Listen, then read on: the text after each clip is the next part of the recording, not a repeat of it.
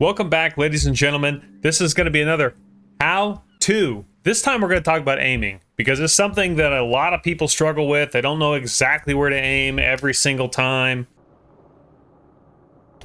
Huh? I'm by no means saying that I am the best aimer that's ever aimed anything ever, but I think I understand how to aim in this game. Is he backing up? Stand by. This can really be broken down into two parts. Part one, floaty shells. Part two, laser beams. What do I mean by that? Part one being lofty, floaty, high hang time, you wish he was your punter and your favorite NFL team kind of shells. I'm talking the shells that take 8, 10, 12, 15 seconds to fly down range to hit the target. Part two to that is the laser beam shells. What I mean by that is the high velocity, low arc, rapid shell fire on target time. So you're talking 3, 5, 7, maybe a little bit longer, 7, 8 seconds, something like that. I'm not talking about Iowa firing 19 kilometers, taking 12 seconds to get there, okay? They start out fairly high velocity, but guess what? By the time they get down range, they're like you leaving Vegas after a weekend, okay? They're just not the same at the beginning as they are at the end. Let's talk about the floaty shells first. So let's go part one. We got Worcester. Very floaty. Okay, we got Atlanta. Extremely floaty. I think these shells have baby parachutes on the back of them. They take forever to get to the target. So how can you watch this video and learn something and then implement that in your gameplay? That's kind of the challenge for me, right? I've got to try and figure out how to teach you what I know when it comes to actually aiming shells. I'm going to do the best I can, but here we go with part one. Even ships like Atlanta, when I'm firing 2 kilometers, they're going to be like high velocity. They're going to have very little arc. They're going to be pretty flat shooting. They're going to be pretty quick on target. Where things like Atlanta and things like Worcester, when the high arcs start to really come in is when they crest through the arc. So like the apex, when you fire a shell, for instance, when I fire a salvo, see how they arc up? And right about there, they hit the high arc. And that's when they really start pulling the drag chute and they start slowing down. So you have to learn how to aim for the medium range where they don't really hit that high arc, and then you have to learn how to aim past that to be effective at longer ranges with things like Atlanta, Worcester, Helena, you name it. Now we have auto aim in this game, and auto aim is pretty good at being able to pinpoint. Actually, let's do this.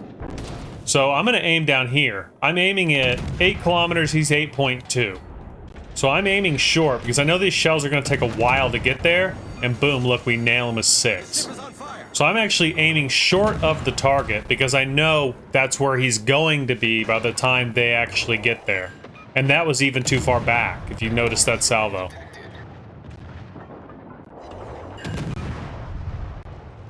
And you can see as he gets closer, I'm actually getting the target lead a little bit closer in. This guy's not going as fast, right? He's 11 kilometers. We're going to aim down here at like 10.5. He's 10.8 now. We'll see where that salvo hits. Do the same thing again, just below the bow line. And that salvo hits right in the middle of the superstructure, right where we wanted to hit. Something else we're going to cover when you come to these type of ships is being able to pinpoint those salvos. It could be the difference in getting one fire versus getting multiple fires. Now I'm just trying to keep this other guy alive. I don't really need to.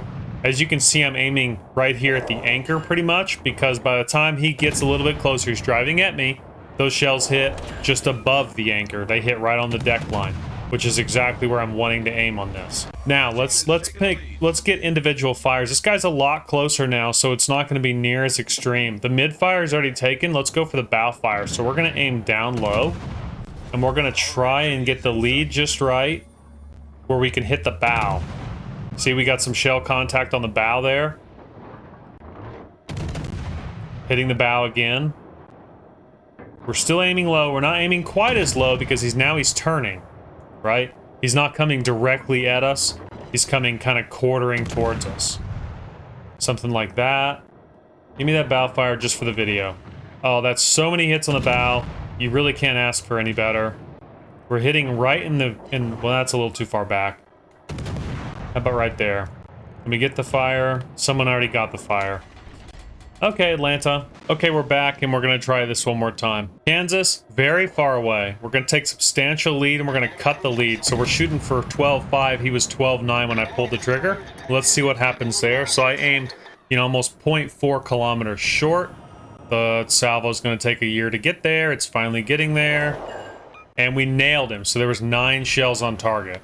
Just for a perfect example, 9 shells on target. Now this guy. We can't pin the belt or anything. We want to hit superstructure. We're not going to aim waterline. We're going to aim kind of mid-bow because he is driving directly at us. Right, so we're going to take our lead. Well, okay. Thanks, Mass. This Kansas needs a fire. I'm running into somebody that's in an Azuma backing up, okay? Now, with these types of shells, you got to realize auto-aim does work, and it works pretty well in this game. Usually auto-aim gets you close to what you want. Let's go for the bow fire on this Talon. We're going to aim low. And we're going to try and hit the bow with these lofty... Boom. Whole bunch of hits onto the bow. Let's try and do it again. Onto the bow. We're not getting the fire, but we are hitting the bow, which... That's all you have to do in this game, is you have to hit the bow in order to get the fire on the bow. Let's try a little AP. We're going to aim a little bit low of waterline. Come on, I'm trying to make a video here, guys. Kansas. Now look, when I go to aim on this Kansas, see there's the auto aim point? See, it's pretty consistent. I'm going to aim a little bit more, depending on the Kansas angle. So he's coming at me a little bit. I'm watching the mini-map like a hawk, because that'll tell me if he's turning in. Now, if say he starts turning in, well, I'm going to have to cut that lead a little bit when he starts turning in. Which he's not doing yet, but if he was, that's exactly what I would do. Now, if you look at the map, he's kind of cutting away. So we're going to aim a little above the deck line. And the deck line, by the way, is right where the superstructure and the deck meet. I don't care. Shoot me all you want, Kansas. Over pins all day. This might be a good example here. Zara, 8 kilometers. Auto aim, AP, and we're going to fire it. We're going to aim pretty much deck line because we're going to have a lot of scatter shot. They're going to have high, you're going to have low, you're going to have variations of it. Main turret critically damaged. Okay, well, that guy's down. Somehow I'm still alive. This might be a really good example here of how to pinpoint fires. So we're going to fire a couple salvos. We're going to see where they land. So we got dead set superstructure there on that shot. I'm going to come to a stop just to make this a little easier, even if it results in my death. So you can see our salvos there. We're back on auto aim here. This is right where auto aim is putting us. It's putting us dead center of superstructure. He is angled away if you look at the minimap. That's why my shells are landing short there. So aim up just a touch. Oh, don't look at me. Don't look at Senpai. We gotta fire forward. Well, he actually might be dead before he gets... How about that? Just to recap onto part 1, the lofty, the floaty shells. You're gonna need more lead than you think. And you're gonna have to really pay attention to the mini-map where people are angled relative to you. So if they're crossing this way, if this is you, and they're crossing this way, well, when they're coming in like this, okay, they're getting closer to you, right? So you're going to want to aim below the ship because he's getting closer to you. Same thing if he's going away from you. Say he just continues that path, right? Well, now the distance is getting larger, so you're going to have to aim higher because by the time your shells get there, he's going to be farther away. So that's something very important to keep in mind. Also, when it comes to getting fires in these long-range spammers, watch where your salvos are hitting and start moving your aim point to get those shells to land where there isn't a fire. Boom, you'll have a witherer in no time. Part 2 to this is going to be the laser beam shells, the shells that get on target very quickly. We'll look at this ship number 1 because I can't think of a more laser beam ship. Fastest shells, I think, possibly even in the game. Stalingrad, Talon. Let's get into it. Something to note, these ships that have very fast on-target shell times, usually the ones that have the most penetration. Therefore, the point of aim on a ship is very important because that can be the difference in getting a couple pins and an overpin or for citadels. Your point of aim and your point of shell impact in these types of ships are so crucial. We're going to spend some time talking about it. First thing we're shooting at's Colbert. We're going to immediately take more lead, and we're going to full salvo. Only because the auto aim, I think, puts you at a specific point. Look at that. We hit 6. We hit him dead center. Doesn't really matter where you hit on destroyers, but the Colbert is faster than normal. Therefore, we're going to give more lead. Okay, gearing. Pretty standard. Kind of midships, because he's not coming at us. He's not going away from us, and we're just going to smack him. Just like that. About as simple as you can get there. Here we go. Wooster, we're going to aim a little bit below, and we're going to pull it and see where they hit. And they nail exactly where we want to hit. Dispersion aside, we can't control dispersion, but what we can control is where we pull the trigger. And that's what we're pretty much going to be covering here. I might be able to actually clear this. I'm going to test it a little bit below water. It looked like it cleared. We had a couple hit high. They might have been ghost shells that hit low, because these rocks do weird things to your shells. I swear there was somebody else that spawned with me. Okay, now we're pretty much going to hold the same spot, right at waterline here, because he's crossing the T, giving us a nice look. Oh, well, I'm about to die.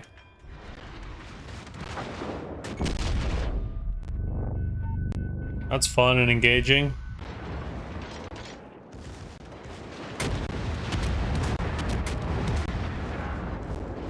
I think I'm gonna overpin this. We'll put it just below water.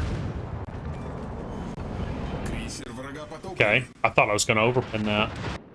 Now we should be able to pin Cheek, maybe. Yeah, we're able to pin Cheek, just barely there. Not by a ton, but just enough. That's all we need.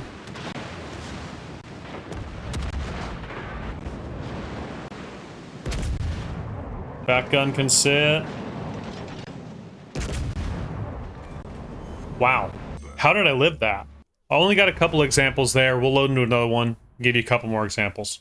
Now that we're not on shards, we actually have potential here to have a little bit better game. And use a little more long range in Stalingrad, hopefully. And I can kind of show you a little bit more fine-tuned points of how to get the fast, high-speed shells to hit where you want them to hit. Okay, Alaska, quartering in, Mogami, Stalin, Cleveland. I think what we're going to do is we're going to post up. As always, we always shoot destroyers first when destroyers are spotted. This guy's coming straight in. He is angled in, so we're going to aim low, like that. We're going to pull it. We're going to see what we get. Where do they hit? They hit exactly where we're supposed to hit. So they didn't go high. If you notice that, they didn't go high. Because I aimed low, they didn't go high. Let's pop the Alaska. We're gonna aim a little bit low. Hold on. Is he just stopping? I think he's stopping. I might actually... Never mind. I think the AI slowed down. We're still gonna aim a little bit low, but not terribly low. And we're going to pull it and see where we hit. We want to hit superstructure to front gun. We kind of want to hit right in there on the Alaska. I'm going to wait for a full salvo, and I'm going to send the Mogami to the bottom of the ocean. Mogami's going quarter speed. We don't really need to aim low. 6-second shell flight time on the way. Where do they hit? Where do they hit? Kind of mid, little aft. A little bit aft of mid, but that's still Citadel City right there. We still want to hit. We want to hit right up here. So we ended up hitting there. Auto aim for distance and lead. Aim down. This guy's turning in. He's turning in. Usually I end up holding these shots. When I have a long reload ship, I usually hold shots when the enemy is turning. Just to try and gauge what exactly they're going to do. Please don't go bow on to Senpai. Let's say he's going to go bow on. We're going to aim just a little bit below bow. And we're going to try and pierce just above the bow armor. Right into the guns. Blammo. Just like that. We're going to do the same thing again. Waiting, waiting, waiting. Right at bow line. Send it. See where they hit. Just a touch low. Just a touch low. But my shell flight time is only 3 seconds, so it was 6 and now it's 3. See, no matter how much you play or how good you get at this game, you're always going to be critiquing and changing something about how you play or how you shoot. And that should be absolute death. Yep. Here comes a good long-range opportunity. This guy is pretty much going to be perfectly broadside. We're going to send it. He's not really getting a whole lot closer to us. Not enough to really worry about. There are small deviations in this game with dispersion. As you can see, we still clicked him pretty well. The whole point of the aiming being perfectly fine-tuned is for when that very rare salvo of shells that are just inside of each other happens. We still got really good hits there, and we hit in the perfect spot. The whole point of having that really high-tuned precision aiming in ships like Stalingrad, or in a couple of the accurate battleships, is for that rare salvo when everything lines up and your shells are overlapping, going to the target, and they all hit exactly at the perfect point of aim. It's not an exact science where if you have the perfect aim every single shot, you're going to dev strike everything you shoot at. Dispersion is the thing. But occasionally, dispersion negates itself and the shells stack up inside of each other, and you have 9 shells that make like 2 shells going down range. And when that happens, you combine that with the perfect aim, where your shells hit at the perfect aiming point, you dev strike things. If you need to go back and rewind a couple of the shots, just analyze my shots. Analyze where I was looking, where I was aiming, what I was expecting to get, and to see where they land.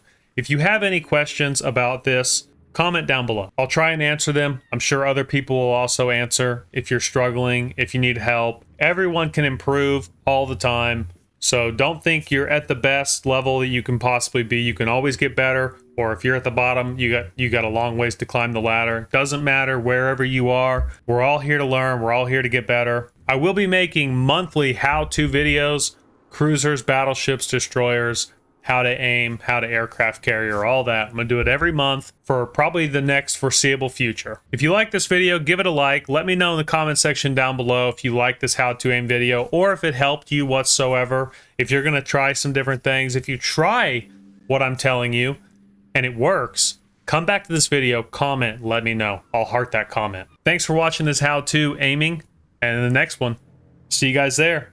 Peace.